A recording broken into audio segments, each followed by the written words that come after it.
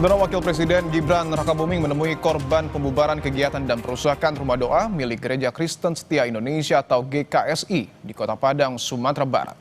Gibran meminta agar korban anak diberi pendampingan psikologi hingga tuntas. Wapres Gibran menemui korban ketika sedang menjalani pemulihan trauma di kantor Dinas Sosial Kota Padang, Sumatera Barat. Kunjungan yang berlangsung sekitar 22 menit ini digelar secara tertutup di Aula Dinsos Padang. Wapres juga berpesan agar anak-anak yang mengalami luka fisik dalam insiden itu segera ditangani.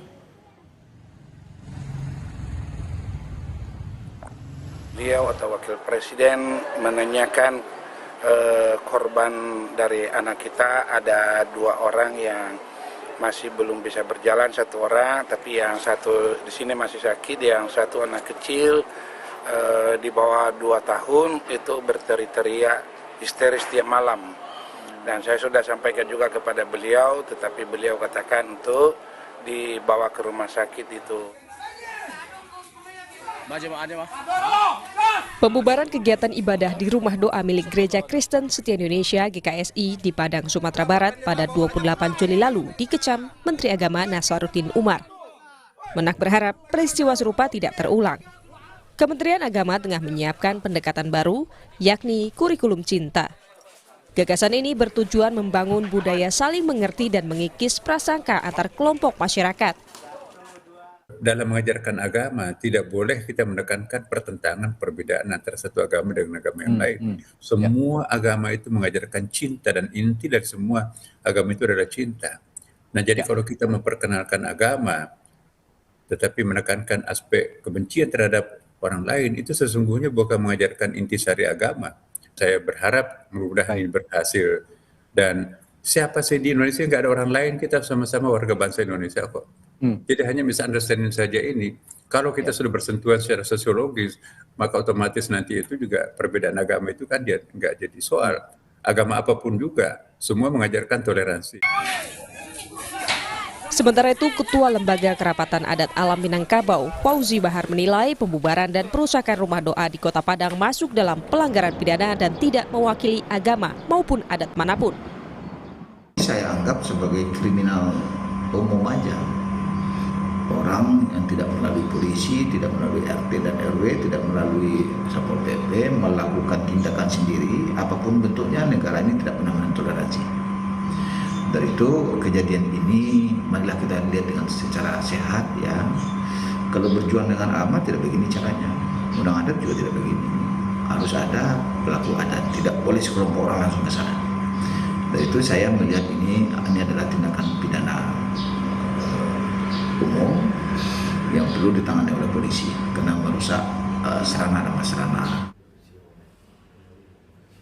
Dalam kasus ini, polisi telah mengamankan 9 orang yang diduga pelaku perusakan rumah doa di Padang, Sumatera Barat.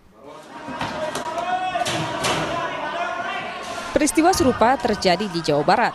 Pembubaran paksa retret yang terjadi di Sukabumi, sekelompok warga merusak rumah tempat retret berlangsung yang menimpa sekelompok anak dan remaja Kristen. 7 orang telah ditetapkan sebagai tersangka dan ditahan polisi. Tim Liputan, Kompas TV. Perkembangan penanganan kasus pembubaran aktivitas dan perusakan rumah doa milik Gereja Kristen Setia Indonesia, kita sudah bersama kuasa hukum korban pembubaran dan perusakan rumah doa di Padang, Degan Yutiasa Fako. Pak Fako, selamat petang, Pak. Selamat petang. Pak Fako, sebelum kita membahas soal proses hukum, saya ingin minta update terbaru terkait dengan kondisi korban saat ini seperti apa, Pak? Ya, perlu saya sampaikan bahwa kondisi korban pada saat ini, bahwa memang ini sebelum kita masuk ke ranah korban, memang ada 2 laporan yang harus kita sampaikan. Ya, jadi itu satu, itu pengerusakan dan pengancaman secara bersama-sama, dan kemudian ini terhadap kekerasan terhadap anak. Nah, yang membuat kita sedih ini adalah, ini korbannya ini kan anak-anak.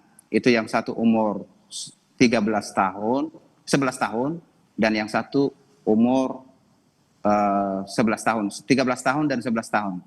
Jadi harapan kita memang kondisi mereka tadi sebelumnya juga kami dari pihak penasihat hukum korban, ya kami mengucap terima kasih kepada Wapres yang telah mengunjungi anak-anak kita yang mengalami kekerasan pada hari Minggu kemarin ini, korban kekerasan dalam rumah doa. Dan sehingga ya ketika kita baru tadi ke TKP, memang kondisi anak-anak yang dua ini atas nama Oliviani Hulu dan Nurlim memang perlu perawatan secara medis, ya.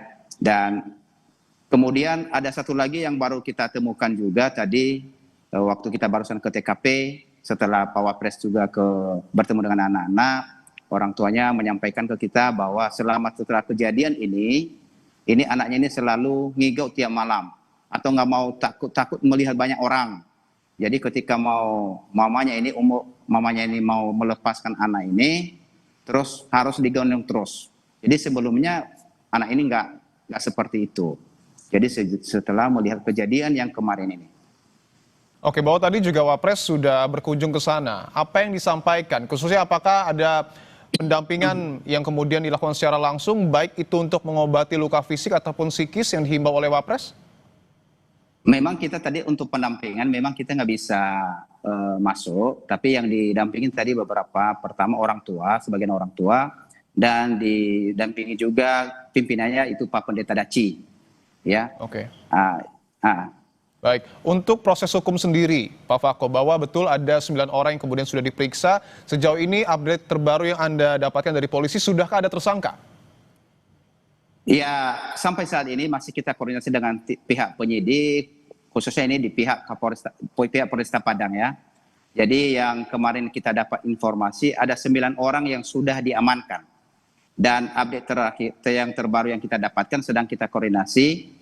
Dan memang ini kami juga mengucap banyak terima kasih kepada Kapolda Sumbar dan Wakapolda Sumbar, dan begitu juga dengan seluruh jajaran dan terlebih juga kepada Bapak Kapolres yang telah bergerak cepat untuk menangani kasus ini. Jadi mungkin ini yang kalau bisa saya katakan ini yang terakhir kali lah, ya. Baik, jadi kalau untuk ya. Pak Yutiasa Fako, terima kasih atas informasi yang Anda sampaikan. Tentu kita berharap bahwa proses hukum terus berlanjut. Terima kasih, Pak. Amin. Terima kasih.